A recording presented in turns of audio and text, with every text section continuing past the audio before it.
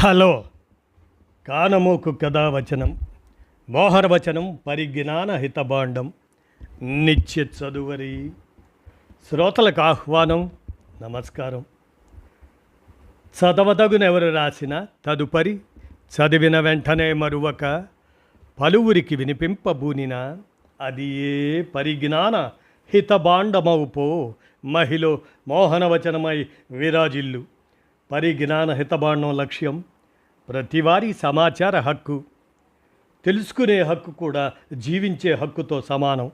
ఆస్ఫూర్తితోనే ఇప్పుడు ప్రముఖుల జీవిత విశేషాలు శీర్షికన విఠల్ కామత్ గ్రూప్ హోటల్స్ యజమాని జీవిత విశేషాలని మన కానమోకు కథావచన శ్రోతలకు మీ కానమోకు స్వరంలో ఇప్పుడు వినిపిస్తాను, వినండి. విఠల్ కామత్ గ్రూప్ హోటల్స్ యజమాని జీవిత విశేషాలు ఇక వినండి. జీవితంలో అన్నింటా ఓడిపోయిన ఓ వ్యక్తి ఆత్మహత్య చేసుకుందామని ఓ బహుళ అంతస్తుల భవనం ఎక్కాడు. 26వ అంతస్తు నుండి దూకడానికి సిద్ధమైన అతనికి ఎదురుగా మరో భవనంపై వేలాడుతూ ఓ వ్యక్తి ఆ భవనానికి రంగులు వేయటం కనిపించింది. అతనికి జీవితం ప్రతిరోజు రిస్కునే జీవితంగా గడుపుతున్నప్పుడు నేను ఆత్మహత్య చేసుకోవాలనుకోవటం పిరికితనమే, జీవితం జీవించడానికే అని గ్రహించి తన ఎదుగుదలకు కృషి చేశాడు. స్టార్ హోటల్స్ నిర్మించాడు, అంతర్జాతీయ అవార్డులు సాధించాడు. ఇది సినిమా కథ కాదు, విజయం సాధించిన ఒక వ్యక్తి జీవితం. కామత్ హోటల్ పేరు విన్నదే కదా. ఆ హోటల్లో పదార్థాలు నాలుకపై కలిగించే ప్రభావం కన్నా ఆ హోటల్ యజమాని జీవిత కథ మనసుపై చూపించే ప్రభావం ఎక్కువగా ఉంటుంది. ఆత్మహత్య చేసుకుందామనుకున్న స్థాయి నుంచి అంతర్జాతీయ స్థాయి హోటల్ నిర్మించే స్థాయికి ఎదిగిన వ్యక్తి విఠల్ వెంకటేష్ కామత్. భారతీయ మధ్యతరగతి కుటుంబంలోంచి వచ్చిన కామత్ ఇప్పుడు ప్రపంచంలోనే గర్వించదగిన హోటల్స్ యజమానిగా చిరస్మరణీయమైన విజయాన్ని సొంతం చేసుకున్నారు. ఇదో ప్రపంచ రికార్డు. ఒకప్పుడు డబ్బుల కోసం నానా ఇబ్బందులు పడిన కామత్ కుటుంబం ఇప్పుడు వేలాది మందికి ప్రత్యక్షంగా పరోక్షంగా ఉపాధి చూపిస్తుంది. కోట్లాది రూపాయలు రోజు హోటల్స్ ద్వారా సమకూరుతున్నాయి. కొన్నేళ్ళు గడిచినా ఎలాంటి మార్పులు లేవు. కస్టమర్ల అభిరుచులకు అనుగుణంగా హోటల్స్ను ఏర్పాటు చేసుకుంటూ పోయారే తప్ప నాణ్యత విషయంలో సేవలు అందించడంలో కించిత్ తేడా కూడా కనిపించకుండా కాపాడుకుంటూ వస్తుంది కామత్ హోటల్స్ యాజమాన్యం. ఒకప్పుడు చిన్న వీధి సందులో ఏర్పాటైన కామత్ హోటల్ ఇప్పుడు ప్రపంచవ్యాప్తంగా విస్తరించింది. తన బ్రాండ్ను కాపాడుకుంటూ వస్తుంది. డబ్బున్న వాళ్ళు గొప్పవాళ్ళు అనుకునే స్థాయికి దిగజారిన మనకు విఠల్ కామత్ కళ్ళు తెరిపించారు. భారతీయుల మనోభావాలు దెబ్బతినకుండా సంస్కృతి సంప్రదాయాలను పరిరక్షిస్తూ కామత్ హోటల్స్ నడుస్తున్నాయి. ఇది ఒక రకంగా పాఠంగా నేర్చుకోవలసిన అవసరం ఉన్నది. కాలే కడుపులతో పస్తులు ఉంటూ ఇడ్లీ తయారీతో ప్రారంభమైన కామత్ ప్రతి నగరానికి విస్తరించింది. కామత్లో టిఫిన్లతో పాటు రుచికరమైన భోజనాలను వడ్డిస్తారు. ఇండియన్స్తో పాటు ఇతర దేశాలకు చెందిన వారంతా కామత్ హోటల్స్కు రావటం పరిపాటిగా మారింది. ఇప్పటికీ ఇడ్లీ, సాంబారు, చట్నీ ఈ 3 కామత్కు పెట్టింది పేరు. ఏ దేశానికి వెళ్ళినా కామత్ హోటల్ ఉందా అని అడగటం మామూలే. అంతలా పాపులర్ అయింది ఈ హోటల్. కామత్ కుటుంబం ప్రతిరోజు తప్పకుండా వారి హోటల్స్లో తయారయ్యే ప్రతి వంటకాన్ని రుచి చూస్తారు. ఏమాత్రం రుచిలో నాణ్యతలో తేడా వచ్చినా వారు సహించరు. డబ్బుల కంటే రుచికే ఎక్కువ ప్రాధాన్యత ఇస్తారు. ఆయా హోటళ్లలో పనిచేసే ప్రతి ఒక్కరికి ప్రత్యేకంగా డ్రెస్ కోడ్ ఉంటుంది. ఇందులో పనిచేసిన వారిని తమ ఇంటి వారి కంటే ఎక్కువగా చూసుకుంటారు. ప్రభుత్వ సర్వీసుల్లో పనిచేసే వారికి ఎలాంటి సౌలభ్యాలు ఉన్నాయో ఇక్కడ పనిచేసే వారి పట్ల అంతే రకంగా చూస్తారు. జీతాలతో పాటు ఇతర సౌకర్యాలు కల్పిస్తారు. దీంతో కామత్తులో పనిచేయటం అంటే ప్రతి ఒక్కరూ గౌరవంగా భావిస్తారు. ఒకప్పుడు హోటల్స్ అంటే పూటకూళ్ళుగా భావించేవారు. ఇప్పుడు సీను మారింది. ఫ్లైట్ ఎక్కినా, కోట్లు సంపాదించినా, ఎవరైనా సరే ఎక్కడ ఉన్నా ఎంత దూరంలో ఉన్నా సరే తినేందుకు అక్కడికి పరుగులు తీస్తున్నారు. డబ్బులు ఎంతైనా చెల్లించేందుకు వెనుకాడటం లేదు. డాక్టర్ విఠల్ కామత్కు 67 ఏళ్ళు.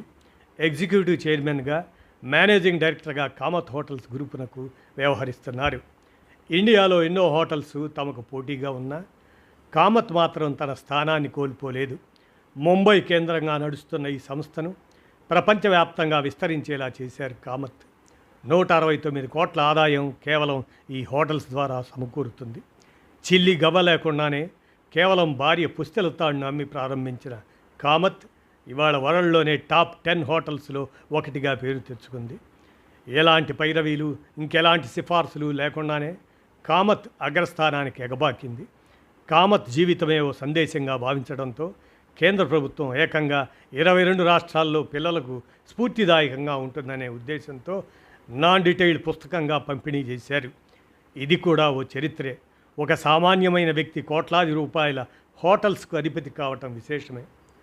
ఎందరో భారతీయులు ఎన్నో విజయాలు సొంతం చేసుకున్నారు. కానీ విఠల్ కామత్ ఆయన్ని మాత్రం ప్రత్యేకమైన కన్నీటి కథ. మన కళ్ళ ముందే జరిగిన గాథ. విఠల్ కామత్ హోటల్స్ యజమానే కాకుండా మెంటారుగా, ఎంటర్ప్రెన్యూర్గా, ట్రైనర్గా, సక్సెస్ఫుల్ వ్యాపారవేత్తగా పేరు పొందారు. ఒకే ఒక్క గదిలో ఉన్న కామత్ ఇప్పుడు కోట్లాది రూపాయలు కలిగిన భవంతులు సంపాదించారు.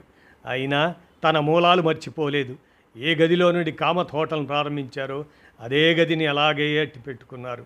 అపురూపంగా చూసుకుంటున్నారు కామత్.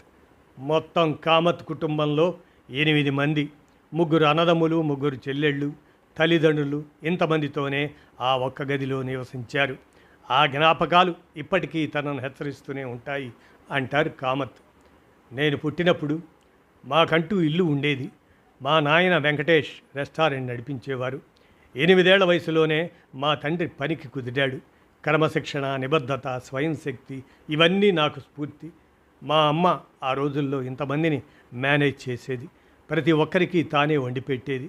1950లో మా నాయన రెస్టారెంట్ను స్టార్ట్ చేశారు. వెంకటేష్ కామత్. ఈ పేరు కామత్ హోటల్స్కు ప్రేరణ. ఆయన అందించిన ప్రోత్సాహమే, కష్టపడటమే ఇవాళ ఈ స్థాయికి చేరేందుకు దోహదపడిందంటారు విఠల్ కామత్. తనకు పోటీగా ఉన్న ఒబేరాయ్ హోటల్స్ యజమాని ఒబేరాయ్ని కలిసేందుకు కానీ వెళ్ళారు. సెక్యూరిటీ అడ్డు చెప్పారు. చివరకు ఒబేరాయ్తో కలిశాక ఎట్టి పరిస్థితుల్లోనూ ఒబేరాయ్కు పోటీగా ఉండాలని నిర్ణయించుకున్నారు కామత్. ఏదో ఒకరోజు మీకంటే గొప్పగా, మీతో పోటీ పడేలా నా కామత్ హోటల్స్ను తీర్చిదిద్దుతానని ఆ దిశగా ప్రయత్నాలు చేశారు. మోసానికి గురైనా, చేతిలో చిల్లి గవ్వ లేకపోయినా కామత్ను నిలబెట్టారు. తండ్రిని పోగొట్టుకున్న కుటుంబాన్ని కోల్పోలేదు విఠల్ కామత్. ఒబేరాయ్ అప్పటికే ఇండియాలో ఫేమస్ హోటల్స్కి అధినేత. ముంబైలో ప్రధాన స్థలంలో పూర్తిగా పచ్చదనంతో పర్యావరణం ఉట్టిపడేలా కామత్ భారీ ఎత్తున ఆర్చిడ్ హోటల్ను నిర్మించారు. ఈ హోటల్ ప్రారంభోత్సవానికి మొదటి ఆహ్వాన పత్రికను ఒబేరాయ్కి అందజేశారు డాక్టర్ విఠల్ కామత్. ఒకప్పుడు తనకు సాయం చేయండి అంటూ వచ్చిన ఈ కుర్రాడు ఇప్పుడు ప్రపంచంలోనే అత్యున్నతమైన హోటల్కి అధిపతి అంటే నమ్మలేకపోయారు ఒబేరాయ్. నా జీవితంలో ఎంతోమందిని చూశాను, కలిశాను. కానీ విఠల్, నీలాంటి వ్యక్తి నాకు ఇంతవరకు తారసపడలేదు. నీ విజయం కంటే నీకు నీ మీదున్న నమ్మకం గొప్పది. నేను మిమ్మల్ని ప్రత్యేకంగా అభినందిస్తున్నాను అంటూ ఓ సుదీర్ఘమైన లేఖ రాశారు ఒబేరాయ్. హోటల్ పరిశ్రమల్లో దిగ్గజాల సరసన కామత్ నిలిచింది. కామత్ హోటల్స్ ప్రపంచవ్యాప్తంగా 18 మిలియన్ల ఆదాయాన్ని పొందాయి. ఈ విషయాన్ని కామత్ బోర్డ్ ఆఫ్ మీటింగ్స్లో ప్రకటించారు. ఇదే కాకుండా ఆయన 60 లక్షలకు పైగా చెట్లను నాటారు. అటవీ సంరక్షణ కోసం 100 ఎకరాల కొండను ఔషధ మొక్కలుగా, చెట్లుగా మార్చారు. ముంబైలో మొట్టమొదటి సీతాకోక చిలుక ఉద్యానవనం మరియు ముంబై మరియు నవీ ముంబై అంతటా తోటలు నిర్మించిన ఘనత కూడా ఆయనదే. ఎంతో ఎత్తుకు ఎదిగిన విఠల్ కామత్ ఆయన సాధించిన ఈ విజయం కోట్లాది భారతీయులకే కాదు, ప్రపంచానికి కూడా ఒక పాఠంగా మిగిలారు. కామత్ జీతే రహో కామత్ మీ ఒక్కరిదే కాదు, కోట్లాది భారతీయుల కుటుంబానికి చెందింది కాదంటారా? ఈ కామత్ ఆత్మకథను ఎండమూరి వీరేంద్రనాథ్ తెలుగులో అనువదించారు. అతి కొన్ని ఆత్మకథలకు మాత్రమే జనాదరణ పొందుతాయి. అటువంటి ఆత్మకథ ఇడ్లీ ఆర్కిడ్ ఆకాశం. వినడానికి వింతగా ఉన్న టైటిల్. కవర్ పేజీ మీద ఇడ్లీ ప్లేట్ నుంచి ఆకాశానికి నిచ్చెన. కొత్తగా ఉన్న ఔచిత్యం ఉన్న ఆలోచన. ఎందుకంటే ఇది ఒక హోటల్ అధినేత ఆత్మకథ కనుక.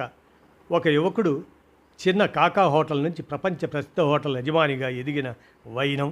అణువణువున ఆశావాదంతో ఆకాశానికి నిచ్చెన వేశాను అనుకున్న స్వర్గాన్ని అందుకున్న విన్యాసం ఈ ఆత్మకథలో హీరోను చూపిస్తే, సమాజాన్ని అర్థం చేసుకునే పద్ధతి, తన గుణపాఠాలు మనకు పాఠాలుగా చెప్పే నైపుణ్యం మొదలైన గుణాలు మనకు గురువును చూపిస్తాయి. తొలుత ఇంగ్లీష్లో వచ్చిన ఈ పుస్తకం ఎంత గొప్పగా కదిలించిందంటే, మన సుప్రసిద్ధ నవల రచయిత యండమూరి వీరేంద్రనాథ్ సైతం కదిలేంత. ఆయన ఏకంగా ఈ పుస్తకాన్ని తెలిగించడానికే పూనుకున్నారంటే ఇక అర్థం చేసుకోండి. పైగా ఇది తన తొలి అనువాద రచన అని గర్వంగా చెప్పుకున్నారు కూడా యండమూరి. అంతేకాదు, ఈ పుస్తకం 14 భాషల్లోకి అనువాదం అయిపోయింది. 2 యూనివర్సిటీలకు నాన్ టెయిల్గా కూడా చేశారు.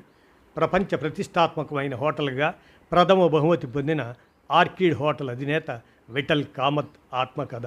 ఇందులో మార్క్ చేసుకుంటూ పోతే ఎన్నో సూక్తులు కనిపిస్తాయి. ఆత్మహత్య చేసుకోవాలని నా స్నేహితుడు ఆఫీస్ 26వ అంతస్తుకు చేరుకున్నాను.